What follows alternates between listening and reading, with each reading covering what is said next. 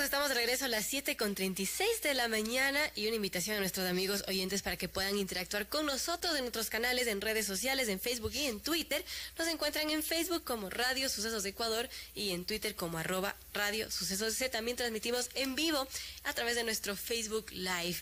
Y una noticia para dar introducción al tema que viene a continuación. El director nacional de Democracia, sí, Gustavo Larrea, presentó su propuesta para enfrentar la supuesta crisis educativa que existe en el país. Así lo afirmó en Diario El Telégrafo, y para ello plantea la reapertura de las escuelas comunitarias en las 3 regiones del Ecuador, la eliminación del bachillerato unificado y apertura de un sistema diversificado adaptado a la producción de cada provincia. Gustavo Larrea, director de Democracia Sí, está con nosotros. Gustavo, gracias por acompañarnos.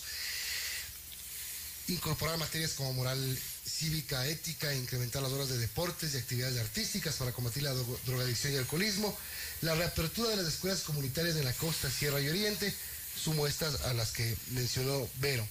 Reapertura de las escuelas comunitarias, costa, sierra y oriente. Inicia usted el gobierno desde que empezó, y son muy poquitas las que se han abierto. Por ponerle un ejemplo, buenos días. Buenos días, un gusto estar aquí en Radio Sucesos. Sí, creo que no ha habido una acción urgente ni un sentido de la urgencia. Pero vale la pena brevemente diagnosticar por qué se cerraron esas escuelas. Hubo un proyecto realmente muy lindo que fueron las escuelas del milenio. Incluso su concepción original era un proyecto que llevaba a las escuelas rurales a un momento distinto en la historia del país. Escuelas mejor equipadas, escuelas de 9 grados, ¿no? Mucho más, en mejores condiciones para el desarrollo de los niños. Sin embargo, la realidad es que las escuelas del milenio no cumplieron lo que inicialmente se plantearon. No por el equipamiento funcionó. Lo que no funcionó es que el transporte de los niños hacia las escuelas no se lo dio nunca, y eso hizo que la deserción a nivel escolar en el campo sea realmente gigantesco. ¿Será que de verdad fue un error que no contempló el gobierno anterior hacer escuelas sin tener cómo transportar? O sea, es como hacer el aeropuerto de Quito sin vías. Sí se hizo. O sea, una falla tan garrafal. Digamos, yo creo que es un error de fondo. Pero además de incomprensión de la vida en el campo ecuatoriano, de incomprensión de la importancia de la escuela en el recinto, como elemento de unificación de la comunidad, como elemento de unificación de la comunidad indígena, pero no solo de la comunidad indígena, también de los recintos campesinos de la costa. Y creo que el no tener un estudio a fondo de la realidad determinó el cierre de las escuelas rurales. Esto ha conllevado a que decenas de miles de niños que están entre los 6 y 15 y adolescentes de 15 años de edad no hayan asistido a la escuela en los últimos 9 años. Eso es un problema de fondo que requiere una respuesta urgente, y creo que la sociedad ecuatoriana debe tomar conciencia de eso. Tenemos decenas de miles de niños analfabetos que requieren una respuesta rápida. No solo hay que reabrir las escuelas, hay que alfabetizar a esos niños y darles la posibilidad de tener un futuro mejor. El gobierno de Rafael Correa, me acuerdo que era ministro de Educación, quien fue embajador de Ecuador en Bogotá, se me fue el nombre, pero él declaró que Ecuador había vencido el analfabetismo. Estas cifras que parecían después ser solamente un espejismo, un acto de demagogia, y usted menciona este tema que es bien importante, el analfabetismo. Sí, yo creo que ahí lo que hubo es un retroceso en el proceso de formación de nuestros niños en el campo.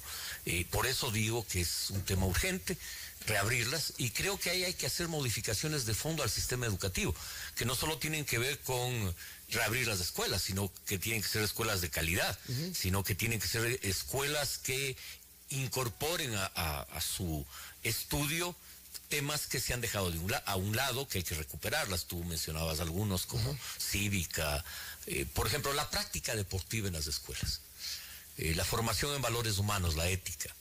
Me refiero a la práctica deportiva porque la mayoría de colegios y escuelas no tienen profesores de educación física. Se ha recortado las horas de educación física a 2 y son una especie de recreo. Cuando tenemos que los países del norte de Europa incorporan entre deportes y arte 10 horas semanales, precisamente por un factor de fondo, que es combatir el alcoholismo y la drogadicción en la juventud, y con resultados eficientes. Finlandia baja el consumo de alcohol y drogas de casi el 40% al 3% en la juventud, con una política que ya lleva 8 años, de manera acertada, y que nosotros debemos incorporar al currículo de formación de nuestros niños y jóvenes. El bachillerato unificado es otro fracaso, porque el bachillerato unificado implicó el cierre de los colegios técnicos, se cerraron los colegios de bachillerato diversificado, se cerraron los normales, los colegios normales, se cerró lo que en esa época se llamaba la educación popular. ¿Qué era la educación popular? La Dirección de Educación Popular era una dirección que trabajaba en escuelas y colegios para artes y oficios, es decir, los colegios de oficios donde se enseñaba, y esos colegios estaban en los sectores de mayor pobreza del país, y sin embargo al cerrar estas escuelas y colegios simplemente se cerraron, no hubo alternativa. No es que llegó una educación de mayor calidad. Sí, ya hace 10 años la educación en nuestro país adolecía de un problema de fondo, que era que la minoría de colegios eran colegios técnicos, que la mayoría eran solo diversificados, y que no estaban adaptados a la realidad ni cultural, ni al ecosistema, ni a la producción de cada cantón. Con el bachillerato unificado se cerraron los colegios técnicos, esa fue una barbaridad. Colegios en agricultura, en ganadería, que fueron cerrados, colegios técnicos a nivel urbano, en electrónica, electricidad, mecánica, electromecánica, mecánica industrial, incluso en otras áreas como corte y confección. Sí, ha habido un retroceso que hace que nuestra juventud tenga enormes dificultades de conseguir trabajo o conocimientos para emprender una iniciativa propia. Solamente antes de que pase Vero, sobre esto, Gustavo, el gobierno anterior hizo una rearquitectura una arquitectura nueva de todo el sistema educativo del Ecuador. Hoy estamos viendo que hay muchas fallas. No sé cuánto ayudó, cuánto perjudicó, cuánto significó de retroceso, o si en realidad ganamos algo. En el tema de infraestructura, ya hemos visto las escuelas del milenio. El mismo presidente Moreno en campaña las calificó de elefantes blancos, luego aclaró cómo era su criterio sobre las escuelas del milenio. De hecho, hace 3 semanas, cuando el presidente inauguró una escuela en Machachi, si no me equivoco, destacó la intención que se tuvo en hacer estas escuelas del milenio. Pero en el tema educativo, en el tema de normas, en el tema de lo que usted está mencionando, fue perjudicial al final. El balance ya, 3 años después de haber terminado este gobierno, el gobierno anterior, el balance es... ¿Qué balance tiene usted? Yo creo que el balance es desastroso. Si tenemos, yo creo que se quiso privilegiar la educación superior y se quiso privilegiar incluso los posgrados y los PhDs, y no privilegiar la educación técnica a nivel de bachillerato y a nivel de institutos tecnológicos. Y por otro lado se restringió a nivel de los estudiantes que no tienen capacidad de pagar, digamos, del sector medio hacia abajo, que es el 70% de la población ecuatoriana, se les restringió el ingreso a la universidad, porque quien paga no necesita el examen ser bachiller, puede estudiar lo que quiera y donde quiere. El que no paga es el problema del sistema educativo. Ayer en un programa de televisión se comentaba esto, pero no se ponía el dedo en la llaga, y el dedo en la llaga es que la educación en la década pasada se privatizó y que la educación pública se limitó. La educación pública y la educación privada a nivel de bachillerato tiene una norma común, que es la ley de educación intercultural. Esta ley de educación intercultural genera este bachillerato unificado. Pero si nosotros nos ponemos a ver la realidad del país y decimos 120.000 unidades de producción de banano, cerca de 40.000 de cacao, 28.000 de café, 20 y pico de mil de camarón, miles de unidades de producción en la sierra de fruta, hortalizas, cientos de miles, son 850.000 unidades de producción en el país, y no tenemos colegios técnicos. Nuestros agricultores producen como producían sus padres, abuelos y bisabuelos. En la pesca, el país además es pesquero desde hace más de 7.000 años. Y sin embargo no tenemos colegios de pesca y hay más de 100,000 pescadores artesanales, para no hablar solo de agricultura. A nivel urbano hay más de 1 millón de emprendimientos, negocios, servicios, comercio, transporte, industria, artesanía, y no tenemos una educación vinculada a la producción. La educación media debe ser diversificada y técnica, adaptada a la realidad productiva de cada cantón, no solo de cada provincia, de cada cantón, a veces de cada parroquia, cuando las parroquias son grandes, y no este divorcio que vivimos entre la educación y la producción. Igual deberían ser los institutos tecnológicos superiores, instrumentos para el desarrollo económico, y las universidades igualmente deberían ser centros de desarrollo de cada una de las provincias del país. 7:47, hablamos con Gustavo Larrea, director de Democracia. Sí, Raúl Vallejo era el nombre, o es el nombre del ministro del gobierno anterior que me he olvidado. Gracias, Belén Merizalde, por estar pilas ahí y darme la cabeza cada vez que me olvido. Ahora, Gustavo, usted ha mencionado que el tema de la educación, que está en crisis en el país, hay que resolverlo antes que los temas electorales. Sin embargo, parece que desde las tiendas políticas lo que más se preocupa es por tener el poder, y pues ya se están moviendo las fichas para este 2021 y la educación parece que no es un tema prioritario, al menos para esas tiendas políticas. Mira, Pero mire que ya empieza a ser tema de campaña. Ya Guillermo Lasso dijo que había que eliminar el examen de ser bachiller o algo así. Yo no veo problema que los temas centrales del país se conviertan en temas de debate nacional, en temas políticos. Lo que creo es que hay que tener sentido de que no hay que esperar para que elijamos nuevo presidente en febrero del 2021 y se posicione en mayo para resolver problemas. Es decir, creo que actuar con sentido de urgencia. Si tenemos la necesidad de una reforma a la ley de educación media, planteémonos al menos reformar lo sustantivo, lo fundamental. Y si tenemos problemas en educación superior, resolvamos el problema fundamental. Tenemos una crisis con el examen ser bachiller. Si pudiéramos tener cursos preuniversitarios donde equiparemos, donde formemos la desigualdad que existe entre los colegios de ciudades como Quito con los colegios de cantones aledaños a la ciudad de Quito, y lo mismo pasa en todo el país. Podemos tener exámenes adaptados a la realidad, exámenes después de un curso, y no diría la injusticia que ahora existe. ¿Es injusto el ser bachiller? Sí, yo creo que es un sistema, yo creo que nació injusto, yo creo que es un sistema que excluye.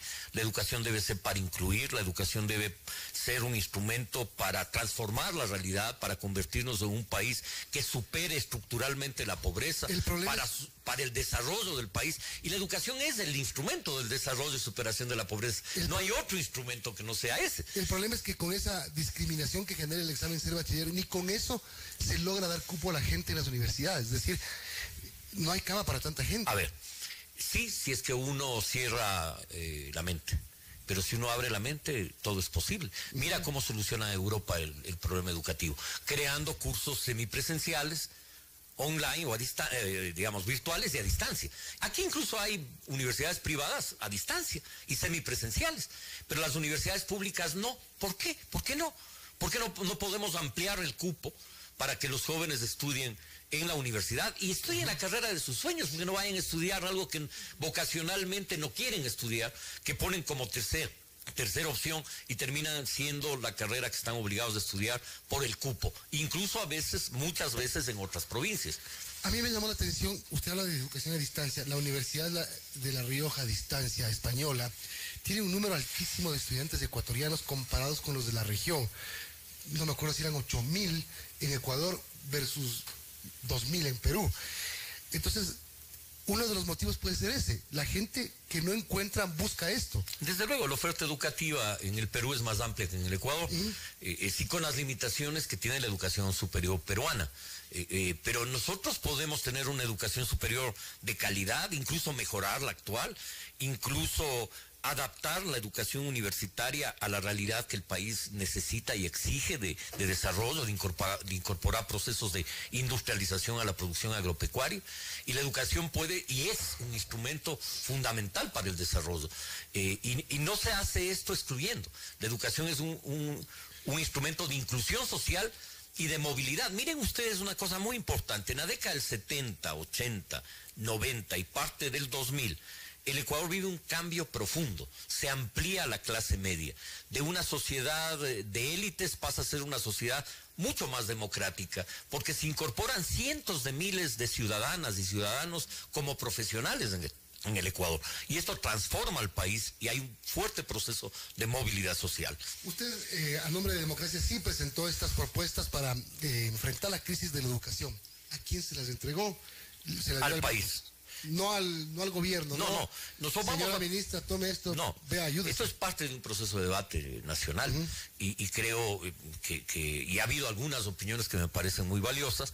Y como Democracia Sí, nosotros presentaremos al Parlamento Nacional un proyecto de reforma a las dos leyes, a la ley de orgánica de educación intercultural y a la ley orgánica de educación superior, a la LOES. ¿Por qué? Porque cambiando lo esencial se puede en poco tiempo mejorar la calidad de la educación. Sin embargo, esto es una transición, tampoco es una varita mágica que uno puede decir, vamos a solucionar esto en 3 meses. Se requiere tiempo. Por eso mismo hay que actuar con celeridad. Se requiere la reforma ya este año mismo. ¿Para qué esperamos al 2021? 7:52, hablamos con Gustavo Larrea, director de Democracia Sí. Gustavo, tengo entendido que hace unos 6 meses vienen trabajando en diálogo ciudadano, recogiendo inquietudes, propuestas y proyectos también de la gente. ¿Cómo ha sido el hablar con la gente? ¿Cuáles son los temas que a su criterio les preocupa más a la gente?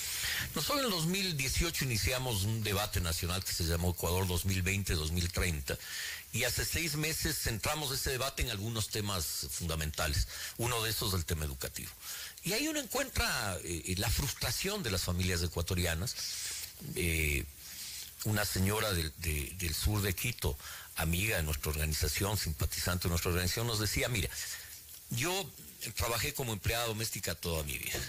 Antes sin salario, le pagaban a uno lo que sea, por lo menos ahora ya hay el salario mínimo para la empleada, nos decía. Y eduqué a mis 2 hijas, madre soltera, y las 2 son bachilleres. La una se graduó hace 5 años y la otra hace 3. Y mi sueño era que vayan a la universidad, y ninguna de las 2 va a ir a la universidad. No pasaron el examen ser bachiller varias veces, 3, 4 veces. Ellas van a volver a ser empleadas domésticas como yo. El sueño de mejorar las condiciones de vida de una familia no solo se resuelve en meses o años, se resuelve de generación a generación. Y creo que esa es una expresión de frustración que es de muchas familias. Un arquitecto nos decía, mi padre era albañil, mi madre lavandera. ¿Qué sacrificio hicieron mis padres para que yo logre llegar a ser arquitecto? Mis hijos no pasaron el examen de ser bachiller, yo trabajo en una empresa, tengo un salario, gano $1,500 mensuales. Mis hijos bachilleres ahora no pueden entrar a la universidad, no tengo posibilidades de pagar una universidad privada. Mis hijos van a volver a ser pobres como mis padres. Creo que ese es un sentimiento de frustración de muchos sectores, de muchas familias y de la juventud, de los jóvenes que terminan el colegio y que antes una parte de ellos al menos estaba capacitado técnicamente para una actividad laboral, o incluso electricista, mecánico, hoy no. Y esos jóvenes que no ingresan a la universidad, que no tienen posibilidades de estudio ni posibilidades de trabajo, tenemos cientos de miles de familias que viven esta circunstancia de zozobra, de incertidumbre, y creo que el país necesita darle certeza a las familias ecuatorianas. ¿Usted cree que debería eliminarse este examen del ser bachiller que ha sido tan polémico? Sí, yo creo que debe eliminarse, que debe haber un sistema de cursos preuniversitarios en las universidades con un examen de evaluación después del curso preuniversitario. Hablemos de otro tema preelectoral. Este año ya empezamos a definir lo que será la decisión que tengamos que tomar los ecuatorianos en febrero del 2021. Hay un panorama todavía opaco, todavía turbio. Es normal, esto a partir de agosto empezará un poco a aclararse. Usted lidera un movimiento, usted sin duda va a buscar representatividad o tener representación en las elecciones. ¿Cuál es el plan de Democracia Sí para el 2021? Democracia Sí es la segunda fuerza política del país. Los resultados de las elecciones de marzo del año pasado así lo evidencia. Logramos una muy buena votación nacional, somos la principal fuerza de la tendencia de centroizquierda, de largo, y representamos la tendencia de centroizquierda. Y la centroizquierda va a presentar sin duda candidato presidencial para el 2021, más allá, ¿solos o acompañados? Más allá de que consideremos de que todavía no es el momento. Eso lo definiremos en los próximos meses. Democracia sí presentará, desde luego, candidaturas a la presidencia, vicepresidencia y a la Asamblea Nacional. Representamos una tendencia política en el país que además en las elecciones de marzo tuvo mayoría de votación como tendencia. Entonces, sí, yo creo que ahí hay un panorama hacia futuro. Lo que no queremos es entrar en acelerar la campaña electoral, en creer que este es el momento de campaña, porque consideramos que hay problemas del país fundamentales que requieren ser resueltos ahora. Y nuestro llamado fraterno, reconociendo desde luego el pleno derecho que tienen los precandidatos a presentarse como precandidatos, pero creemos que este es un momento en que requerimos acuerdos mínimos de país, y un acuerdo mínimo básico es tener un sistema educativo que contribuya a la erradicación de la pobreza y al desarrollo del país. Y esto implica reformas educativas ya, no el 21, ahora. En el radar del centro hacia la izquierda está Pachacuti, que están los indígenas, está el MPD, está el correísmo, debería estar el gobierno nacional, que creo que a veces su tendencia es no tener tendencia, pero bueno, nació de esa tendencia. ¿Por dónde los pasos de Democracia Sí? Nosotros somos, desde luego, consideramos que algunas de las tendencias que tú has mencionado, en el caso del correísmo, es una tendencia que no tiene una ideología clara, más allá de que se presenten como izquierda, tienen rasgos fascistas. No somos, ni mucho menos vemos una posibilidad de alianza con una fuerza que tanto daño le ha hecho al país progresistas en la década pasada. Sí, se dicen progresistas, pero esa es una colcha de retazos. En ciertos aspectos de su posición son ultraconservadores, en otras son ultraizquierdistas. Sí, es una colcha de retazos. Y además, porque ellos tienen que responder primero ante una situación que el país vivió en la década pasada de corrupción, de autoritarismo y de retrocesos. En el tema educativo, por ejemplo, es claro el retroceso que vivió el país en la década pasada. Entonces, con ellos no vamos a hacer ninguna Con el alianza. gobierno, que puede ser un retazo de colchas. A ver, nosotros con el gobierno hemos apoyado ciertas cosas. No solo apoyamos, impulsamos la consulta popular del 4 de febrero del 2018. Ahí nosotros lanzamos varias propuestas. La una fue la eliminación de la ley de plusvalía. Y encabezamos esa pelea. La otra fue no a la minería en fuentes de agua, parques nacionales, áreas de reserva. La otra fue no a la reelección indefinida. Esas tres causas, Democracia Sí antes de la consulta las planteó, las difundió, y en la consulta las peleó en las calles voto a voto. Queremos incluso que Democracia Sí se echó al hombro la campaña del sí. Así fue.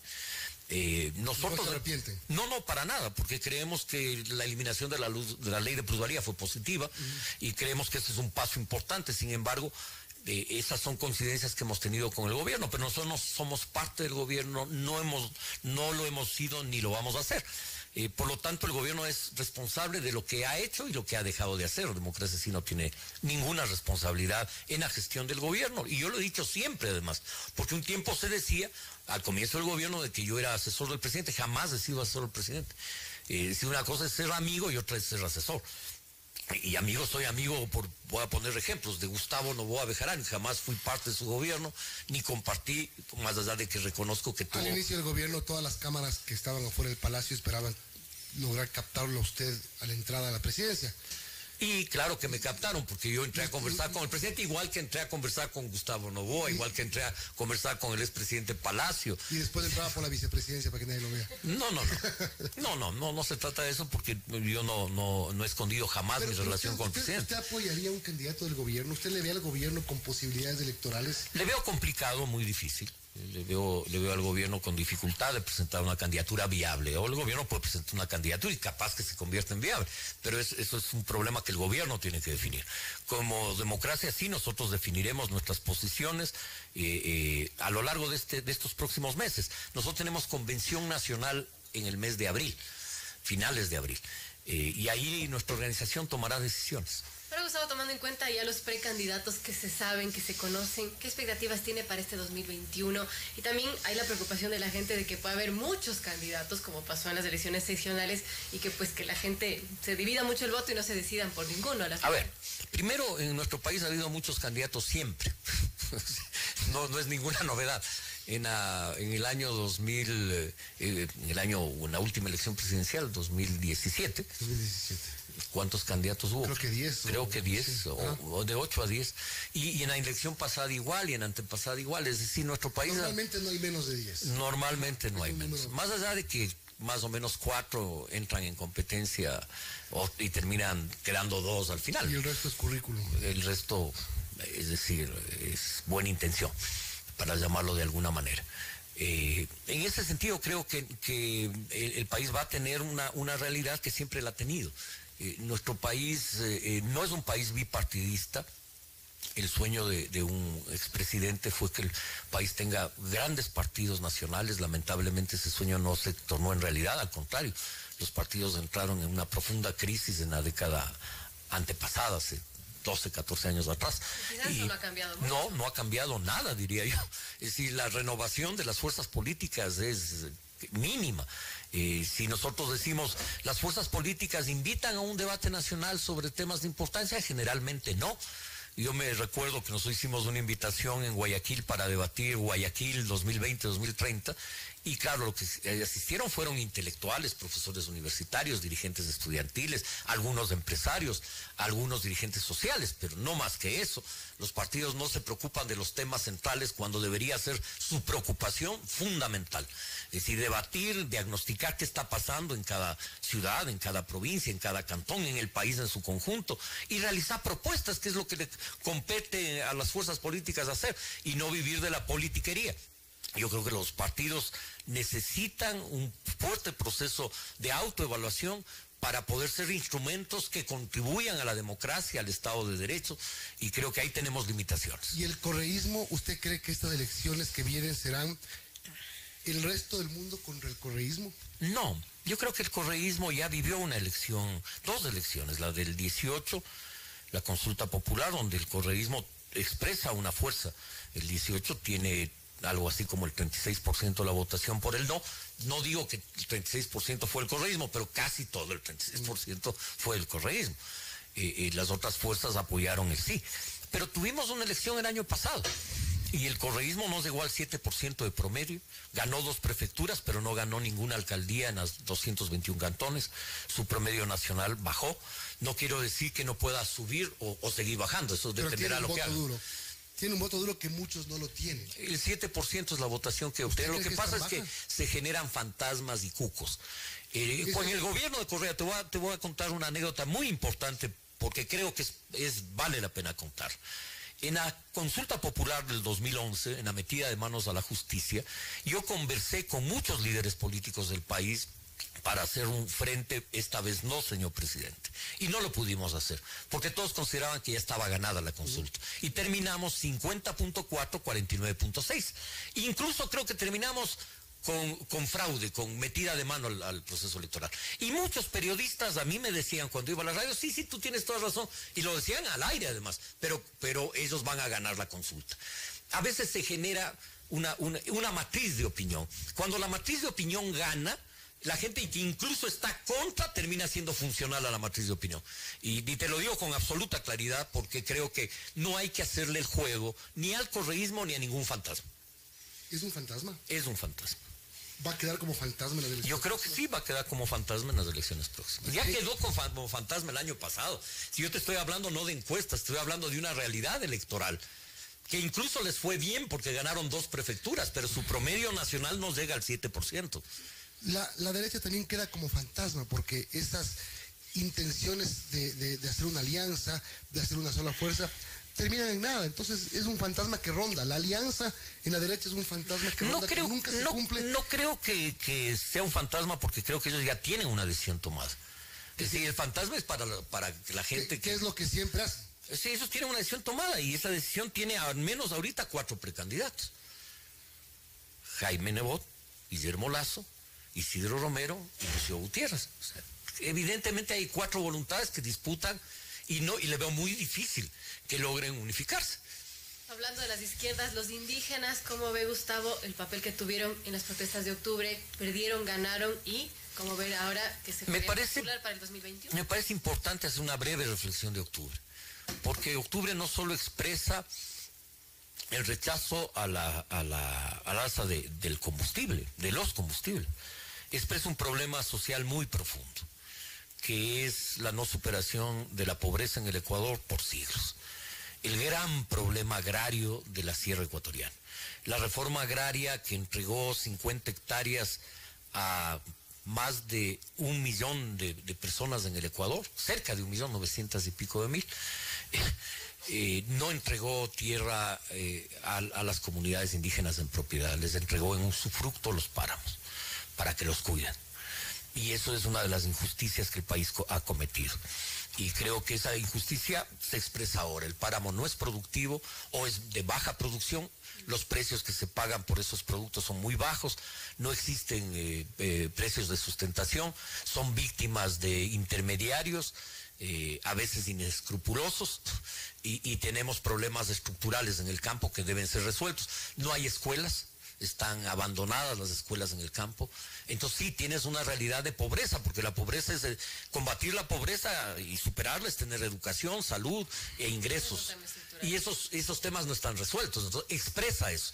Y expresa en las ciudades este desazón de las familias quiteñas, de que sus hijos no pueden ir a la universidad, de que su futuro está truncado, que no tienen empleo, porque aquí no solo salieron los indígenas, salieron decenas de miles de ciudadanas y ciudadanos de la ciudad y muchos jóvenes descontentos. Y hay que solucionar ese descontento. Creo que también en octubre se expresa un intento golpista. Se expresan excesos, se expresa vandalismo, se expresa, incluso se quema la Contraloría General del Estado, saqueos, y eso es injustificable. Yo creo que una legítima protesta acompañado de un intento de golpe de Estado. Bueno, y el tema del campo, es verdad lo que usted dice, no se soluciona sino con temas estructurales de fondo. No se soluciona con funditas de víveres, ni con llevar al médico para que les vea, sí con créditos, si es que eso se está haciendo, que se haga más. Y con educación. Y con educación, obviamente. Es decir, que no sean presa de campañas ni de movilizaciones políticas. Y educación de acuerdo a su realidad, en su lengua materna, en su realidad productiva. Así es. Gustavo Larrea, muchas gracias. Tenemos todo un año para conversar de aquí a febrero, lo que va a pasar en febrero, el último domingo de febrero del 2021, cuando tengamos que ir a decidir qué pasa con nuestro futuro. Muchísimas gracias, un gran gusto estar nuevamente en Radio Sucesos. Y vamos a hablar del paro de octubre con Freddy Carrión, el defensor del pueblo, porque han surgido muchas dudas y muchas versiones diferentes sobre las víctimas del paro. Volvemos enseguida.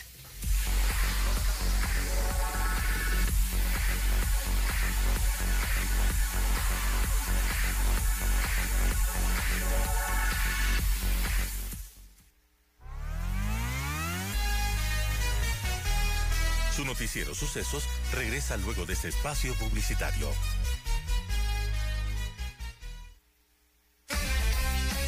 Un encuentro con el pasado a través de la música. Historias y melodías que marcaron una época. Te invitamos a vivir un sábado diferente. De 9 a 11 con Margarita Dávalos. Hola, soy Margarita Dávalos. Acompáñame este y todos los sábados aquí en Radio Sucesos.